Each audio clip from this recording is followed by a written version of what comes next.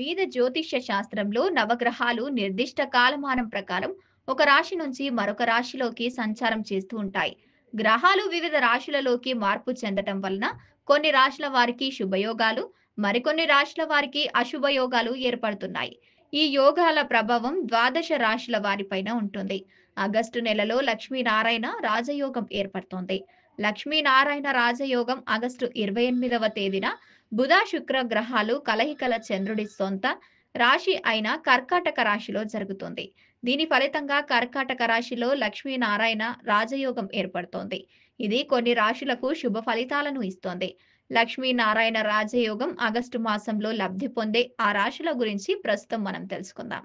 వృషభ రాశిలో ఆగస్టు మాసంలో లక్ష్మీనారాయణ రాజయోగం వృషభ రాశిలో జాతకాలకు శుభ ఫలితాలు ఇస్తోంది.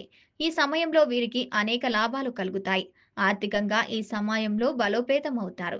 వృషభ రాశి వారికి ప్రేమ జీవితం బాగుంటుంది. అన్ని విషయాలలో వృషభ రాశి వారు విజయాలను సాధిస్తారు.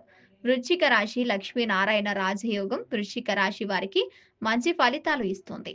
ఈ సమయంలోనే వృశ్చిక రాశి జాతకులు గతం కంటే ఎక్కువ మెరుగైన ఫలితాలను పొందుతారు. పూర్వీకుల నుంచి ఆస్తి ప్రయోజనాలు కలుగుతాయి. ప్రతి రంగంలోనూ వీరు విజయాలను సాధిస్తారు.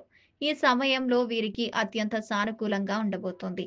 ఇది వృశ్చిక రాశి వారికి అదృష్ట సమయం. మీనరాశి లక్ష్మీనారాయణ రాజయోగం కారణంగా మీనరాశి జాతకులకు సానుకూల ఫలితాలు పొందుతారు.